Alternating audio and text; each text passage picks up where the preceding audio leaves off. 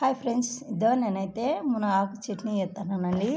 వచ్చేసి ఒట్టిమిరకాయలు, ఉప్పు, జీలకర్ర, కరివేపాకు, చింతపండు, ఎర్రగడ్డ, వచ్చేసి తెల్లవాయి, ఇదో మునగాకండి, జీలకర్ర అన్నీ వేసి అదో వచ్చేసి ఆయిల్ వేసి కొద్దిగా నేను హీట్ అయిన తర్వాత ఎండుమిర్చి వేస్తున్నానండి. ఎండుమిర్చి తర్వాత మళ్ళీ జీలకర్ర వేసి దీంట్లోకి జీలకర్ర వేసి కొద్దిగా చింతపండు కానీ దీంట్లోకి వేసి నేనైతే ఫ్రై చేసి ఇలా వేయించి దీంట్లో కొద్దిగా చింతపండు వేస్తున్నానండి. మనం తగినంత వేసుకోవచ్చు. నేనైతే కొద్దిగా వేస్తున్నాను. చింతపండు వేసి అలాగే ఎదిరించి అదైతే పక్కకి వేరే గిన్నెలోకి మిర్చి గిన్నెలోకి తీసుకుంటున్నాను, వేరే ప్లేట్లోకి. మళ్ళీ కరివేపాకు కానీ ఇట్లా వేయించుకోవాలా. నేనైతే మునగాకు కడిగి పెట్టుకున్నాను ఫస్టే. అదో ఇలా వేయించుకోవాలి. కరివేపాకు ఎర్రగా ఉండాలి. కొద్దిగా వేగిన తర్వాత అదైతే పక్కకి తీసేసుకుంటున్నాను గిన్నెలోకి. తెల్లవాయండి, ఎర్రగడ్డ పచ్చి తీయకుండా అట్లా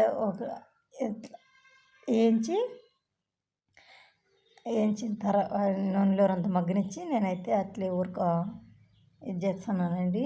పచ్చి తీయకుండా, పచ్చి ఎర్రగడ్డ వేయకుండా ఇది ఇలా వేయించి ఎర్రగా ఇదైతే ఒక గిన్నెలో తీసేసుకొని మళ్ళీ అదే ప్యాన్లోనే కొద్దిగా ఆయిల్ వేసి కడిగి పెట్టుకున్నా కదా, దానికి ఇది అయిపోతుందండి. మునగాకు మెత్తగా ఫ్రై అయిపోతుంది. లైక్ చేయండి, షేర్ చేయండి ఫ్రెండ్స్. పిల్లలు కానీ పెద్దోళ్ళు కానీ ఖాళీ అన్నంలోకి వేడి అన్నంలోకి సూపర్గా ఉంటుంది. మీరు కానీ ట్రై చేసుకోండి ఇట్లా.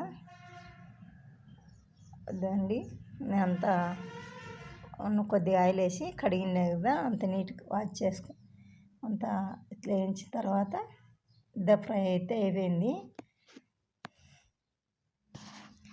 ఇది మునగాకు చల్లారిన తర్వాత నేను మిర్చికి అయితే వేసుకుంటున్నాను.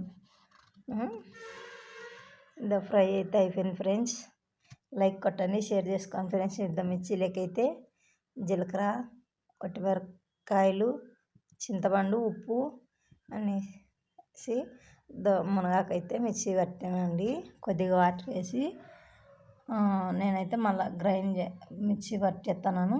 దాంట్లోకి వేయించిన కదా తెల్లవాయి, ఎర్రగడ్డ వేయించి ఒకసారి రౌండ్ వేసి అంతేనండి. నేనైతే పోపు ఏం పెట్టాను. ఒకవేళ మీరు కానీ పోపు పెట్టుకోవాలనుకుంటే పెట్టుకోవచ్చు.